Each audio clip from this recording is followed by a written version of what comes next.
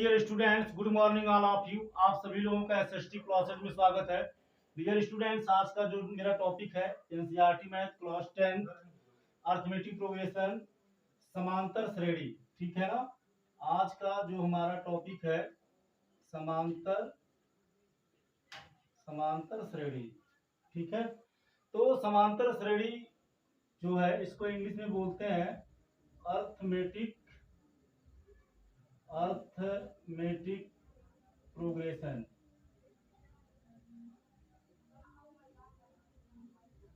क्या है समांतर श्रेणी? ठीक है। तो देखिए, आज हम सिर्फ डिस्कस करेंगे इम्पोर्टेंट जो रूल्स हैं, इसके जो कॉन्सेप्ट हैं, पहले उसको हम समझाने का प्रयास करेंगे। नेक्स्ट फिर उसके बाद में क्वेश्चन को देखा जाएगा। ठीक है ना। तो कहीं मत जाइएगा, 100% समझेंगे, कहीं कोई दिक्कत नहीं होगा। समांतर श्रेणी क्या होती है इसको आप पहले समझ लीजिए। समांतर श्रेणी एक ऐसी श्रेणी होती है, ऐसी श्रेणी जिनमें सभी पदों का अंतर समान होता है, उन्हें हम समांतर श्रेणी कहते हैं। या आप इसे इस प्रकार से भी समझ सकते हैं, ऐसी श्रेणी जिनमें उत्तरोत्तर एवं उत्तरोत्तर तथा पूर्वोत्तर जो श्रेणियां होती हैं उनका जो अंतर होता है समान होता है, समांतर श्रेणी कहलाती है। आप एग्जाम्पल से समझिए। जैसे जैसे मान लो हम जैसे एग्जाम्पल में जैसे मान लो हमने पहला क्या ले लिया, पहले नंबर में मान लो हमने ले लिया 2 ले लिया, 4 ले लिया, 6 ले लिया, 8 ले लिया, 10 ले लिया। ठीक है ना। अब आप देख सकते हो ये 2 है, ये 4 है, 6 है, 8 है, 10 है ना। तो देखो क्या है, 4 का पूर्वोत्तर पद 2 होगा, 2 का उत्तरोत्तर पद 4 होगा। इसी तरह से 4 का उत्तरोत्तर पद 6 होगा, 6 का पूर्वोत्तर पद 4 होगा, 6 का उत्तरोत्तर पद 8 होगा, 8 का पूर्वोत्तर पद 6 होगा, 8 का उत्तरोत्तर पद 10 होगा, 10 का पूर्वोत्तर पद 8 होगा। अब अगर आप इसमें अंतर देखें तो 4 से 2 घटाएंगे तब भी 2 आएगा, कामा। फिर 6 से अगर हम 4 को घटाएंगे तब भी 2 आएगा, कामा। इसी प्रकार से 8 से अगर 2 को घटा दें, 8 से 6 को घटा दें तब भी 2 आएगा, कामा। और 10 से 8 को घटा दें तब भी 2 आएगा। तो आप देख सकते हैं अंतर समान है, तो ये समांतर श्रेणी है। कितना एग्जाम्पल हम लेंगे, एक एग्जाम्पल काफी, आप 10th में पढ़ते हैं, इतना तो आप समझ ही रहे हैं, इतने आप गंवार नहीं हो, मैं इस बात से सहमत हूं, इतना तो आप समझ ही रहे हैं। इसी प्रकार से कोई जरूरी नहीं है कि अंतर हमेशा 2 ही हो, 3 का भी हो सकता है, 7 का भी। मेरे कहने का मतलब है अगर उत्तरोत्तर और पूर्वोत्तर पदों के मध्य अंतर समान है, डिफरेंस समान है, तो वो समांतर श्रेणी होगी। समझ में आ गया कि नहीं समझ में आया? समझ में आ गया होगा। ठीक है ना। अब देखो, जो हमारी समांतर श्रेणियां होती हैं ये 2 तरह की होती हैं। पहला नंबर होता है परिमित समांतर श्रेणी। अब जो परिमित समांतर श्रेणी होती है ये क्या होती है, ये आपका जो होता है इसको इंग्लिश में बोलते हैं फिनिट अरिथमेटिक प्रोग्रेशन। ठीक है ना। परिमित समांतर श्रेणी ये क्या होता है, ऐसी समांतर श्रेणियां जिनका अंतिम पद दिया हो या अंतिम पद ज्ञात हो। हम बड़े ही आराम से बोल रहे हैं, इसको आप नोट कर सकते हैं। ठीक है ना। ऐसी समांतर श्रेणी जिसमें जिसमें जिसमें अंतिम पद दिया हो या अंतिम पद ज्ञात हो, उसे हम परिमित समांतर श्रेणी कहते हैं। एग्जाम्पल लेकर देखते हैं। जैसे जैसे में मान लीजिए हमने ले लिया 2 ले लिया, 4, 6, 8, 10, 12। दूसरा नंबर पे एग्जाम्पल ले लिया 1, 3, 5, 7, 9। ठीक है ना। तो आप देख सकते हैं इस श्रेणी, ये समांतर श्रेणी है क्योंकि 12 से 10 जाएगा 2 आएगा, 10 से 8 जाएगा 2 आएगा, 8 से 6 जाएगा 2 आएगा, 6 से 4 जाएगा 2 आएगा, 4 से 2 जाएगा 2 आएगा। इसी तरह से 9 से 7 जाएगा 2 आएगा, 7 से 5 जाएगा 2 आएगा, 5 से 3 जाएगा 2 आएगा, 3 से 1 जाएगा 2 जाएगा। तो कहने का मतलब ये समांतर श्रेणी है। अब मजे की बात यह है कि इसमें अंतिम पद पता है, इसका अंतिम पद 12 है, इसका अंतिम पद 9 है। तो यहाँ हमें अंतिम पद ज्ञात है। अंतिम पद क्या है, ये अंतिम पद है। तो अंतिम पद जब ज्ञात है तो ये परिमित समांतर श्रेणी हो गया। ठीक है ना। दूसरा नंबर आता है अपरिमित अपरिमित समांतर श्रेणी।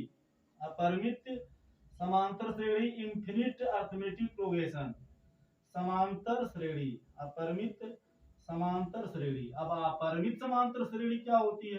देखो समांतर श्रेणी ये भी होती है, ऐसी समांतर श्रेणी जिसका अंतिम पद ज्ञात ही ना हो, उसे हम क्या बोलते हैं?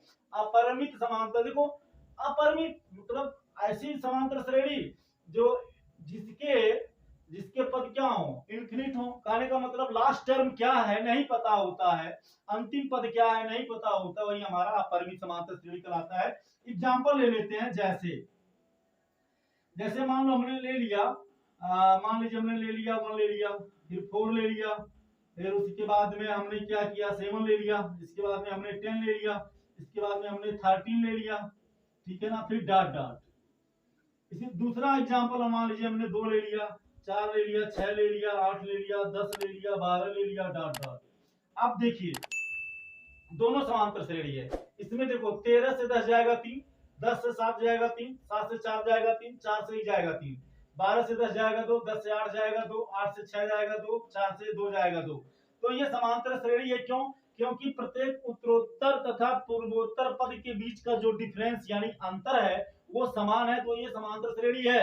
लेकिन अंतिम पद क्या है? डॉट डॉट अनंत तक है। अब अनंत पर कौन सा टर्म होगा डिफाइन ही नहीं किया जा सकता, तो अपरिभाषित हो सकता, मतलब उसको नॉट डिफाइंड है, मतलब अपरिमित है। तो इसलिए ये समांतर श्रेणी तो है, लेकिन लास्ट में कौन सा टर्म आएगा अब ये ज्ञात ही नहीं है, इसलिए ये हमारा क्या हो गया? असमांतर श्रेणी हो गया। अपरिमित समांतर श्रेणी हो गया। ये हमारा क्या हो गया? अपरिमित समांतर श्रेणी हो गया। क्यों? क्योंकि इसमें जो टर्म है, जो पद है, वो कहां तक है हमें पता नहीं है, डिफाइन नहीं किया जा सकता। इसके बाद में आता है सर्वांतर। क्या आता है? सर्वांतर। बहुत ही, इसको इंग्लिश में बोलते हैं कॉमन डिफरेंस, और इसको रिप्रेजेंट करते हैं स्मॉल डी से। ये है बहुत इंपॉर्टेंट। अब आपने देखा कि आपने 10 से 8 को सब्ट्रैक्ट किया 2 आया, फिर आपने 8 से 6 को सब्ट्रैक्ट किया 2 आया, फिर आपने 6 से 4 को सब्ट्रैक्ट किया 2 आया, फिर आपने 4 से 2 को सब्ट्रैक्ट किया 2 आया। तो आप देख सकते हैं कि उत्तरोत्तर तथा पूर्वोत्तर पद के मध्य का जो डिफरेंस है, ठीक है ना, ये क्या है? उत्तरोत्तर और पूर्वोत्तर जो पद है, प्रत्येक पूर्वोत्तर तथा उत्तरोत्तर पदों के मध्य का जो डिफरेंस है वो कॉमन है, मतलब दो दो सब में है, ठीक है ना, इसीलिए इसको इंग्लिश में कॉमन डिफरेंस बोलते हैं। डिफरेंस मींस अंतर, कॉमन है मतलब समान है, तो इसलिए कॉमन डिफरेंस, और हिंदी में सर्वांतर बोलते हैं। कहने का मतलब है, सिंपल सा फंडा है, जो हमारा सर्वांतर होता है किसी भी समांतर श्रेणी में, सर्वांतर बराबर क्या होता है? उत्तरोत्तर पद माइनस पूर्वोत्तर पद। कहने का मतलब बाद वाले पद में से पहले वाले पद को घटा देना है, और जो आएगा वही हमारा सर्वांतर होगा। मीन्स अगर श्रेणी इस तरह से दिया है, A1 श्रेणी, A1 है, फिर A2 है, फिर A3 है सॉरी, फिर A4 है, फिर A5, इस तरह से श्रेणियां हैं। तो अगर हमें डिफरेंस निकालना है, कॉमन डिफरेंस, तो कॉमन डिफरेंस D बराबर क्या हो जाएगा? A2 माइनस A1 हो जाएगा। फिर अब A2 घटेगा A3 से, A3 माइनस क्या हो जाएगा? A2 हो जाएगा। फिर A4 माइनस क्या हो जाएगा? A3 हो जाएगा। फिर क्या हो जाएगा? A5 माइनस A4 हो जाएगा, ठीक है ना। अभी आपने देखा कि डिफरेंस क्या होता है? समान होता है। डिफरेंस क्या होता है? समान होता है। तो अर्थात A2 माइनस A1 जो आएगा वही A3 में से A2 घटाने पर आएगा, वही A4 में से A3 घटाने पर आएगा, वही A5 में से A4 घटाने पे आएगा।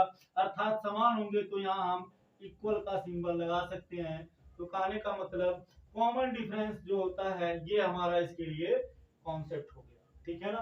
तो डियर स्टूडेंट्स, आज के क्लास में समांतर श्रेणी के प्रथम एक्सरसाइज से संबंधित जो पहला प्रश्नावली है से संबंधित इंपॉर्टेंट कॉन्सेप्ट था जो हमने आपको बताया, और गारंटी है अगर इसको आपने समझ लिया तो 100% गारंटी है कि आपको एक्सरसाइज यानी प्रश्नावली जो पहला आपका है बड़े ही आराम से चुटकी बजा कर डालेंगे। डियर स्टूडेंट्स, आज के क्लास में बस इतना ही। फिर मिलते हैं अगले क्लास में नेक्स्ट टॉपिक के साथ। आप लोग अपना प्रेम और सपोर्ट जो दे रहे हैं उसके लिए बहुत बहुत धन्यवाद। बस अपना प्यार सहयोग ऐसे ही देते रहिए। Thank you so much.